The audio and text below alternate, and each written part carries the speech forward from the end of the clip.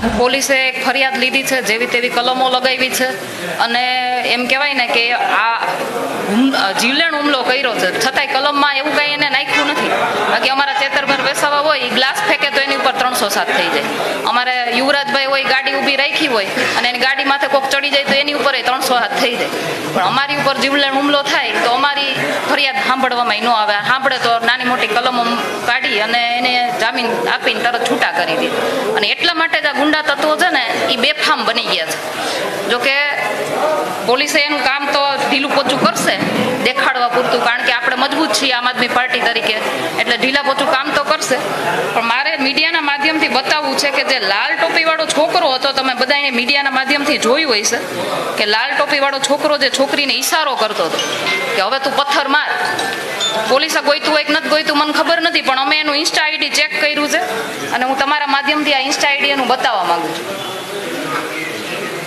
આ ફોટા હું તમને બધાને મીડિયા સમક્ષ બધાને આપીશ. એમાં લખેલું છે ગાંડો ગરાસ્યો, સારી ઉંમર નિકલ ગઈ इसी खेल में, 2 दिन बहार 4 दिन जेल में. ક્ષત્રાવટ, આના ઉપર મને થોડુંક એમ છે કે ભાઈ તારે આ નહોતું લખવાનું, કારણ કે ક્ષત્રિય તો એને કહેવાય જે બેનું દીકરીઓની રક્ષા કરે. અને પછી એને નીચે એવું લખ્યું છે 2 નંબરીનું એક ગીત નાખ્યું છે. અને તમે એની પ્રોફાઇલ ખોલીને જોશો ને તો કાળા કાચની ગાડીઓ, થાર, સ્કોર્પિયો એવી કાળા કાચની ગાડીઓ, નંબર પ્લેટ નહીં હોય આમાં. હું તમને આ બધા જ ફોટા આપીશ, પોલીસ તંત્રને પણ આપીશ. એ જો કે હજી સુધી ગોતી નથી, કે અમે ગોતી લીધા છે. અને એમાં એક બીજા બેન છે, એ બેનના પણ હું આઈડી ના ફોટા તમને બધું આપીશ. એમાં પણ સેમ કાળા કાચની ગાડીઓ, નંબર પ્લેટ વગરની ગાડીઓ.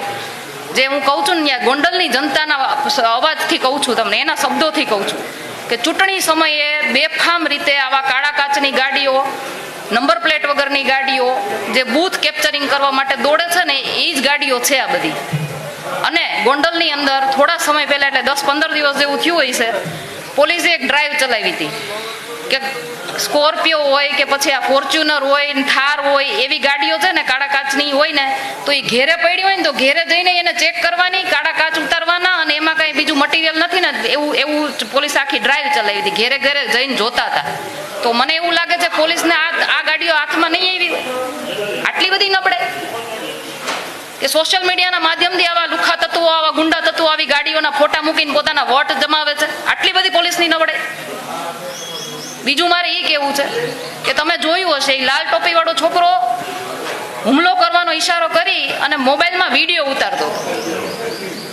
એ મોબાઈલમાં વિડીયો ઉતારતો તો એ કોને મોકલવા માટે ઉતારતો તો? પોલીસ ખાલી એટલી તપાસ કરે ને તો પણ દૂધનું દૂધ અને પાણીનું પાણી થઈ જાય.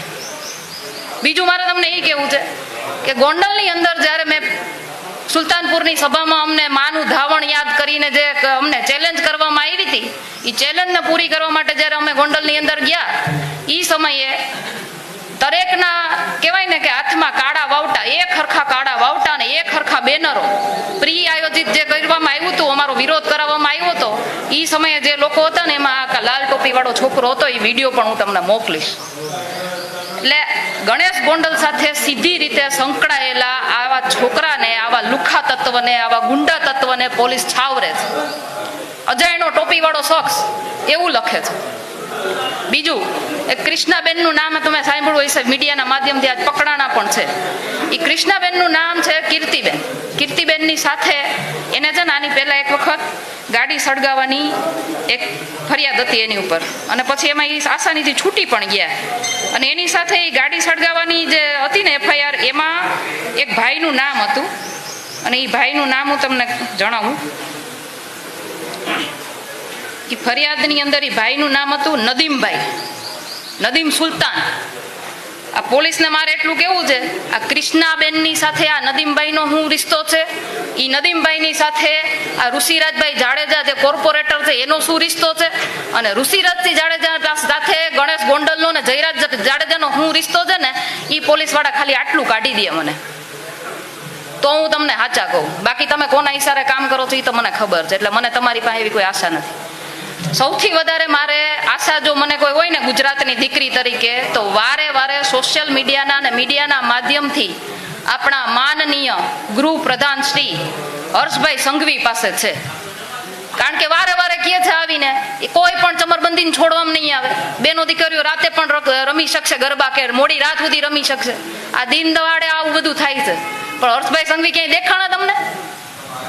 એટલે મારે હર્ષભાઈ સંઘવીને કેવું છે કે જો આ તમારા ભાજપ વાળા સાઠગાંઠ ધરાવતા આવા લુખ્ખા તત્વોને જો તમે વરઘોડો કાઢવાનું જેમ કહેતા હતા ને કે બધાયનો વરઘોડો કાઢશું ને ટાટિયા તોડી નાખશું ને સરઘસ કાઢશું, હવે તમારામાં તેવડ હોય ને તો કાઢીને બતાવજો. 48 કલાકની અંદર આ ગુજરાતની દીકરી એનો ન્યાય માગે છે. 48 કલાકની અંદર જો આ વરઘોડો ન નીકળો ને તો આ મીડિયાના માધ્યમથી તમને બંગડિયું મોકલું છું, બંગડિયું. 48 કલાક બાદ મીડિયાના માધ્યમથી આ બંગડિયું પહેરીને અમને સાબિત કરી દેજો કે તમે નથી કરી શક્યા. જો કરી શકતા હોય ને તો 48 કલાકમાં એનો વરઘોડો કાઢીને મને બતાવજો. આ જિગીશા પટેલની ચેલેન્જ છે. જય હિન્દ, જય ભારત.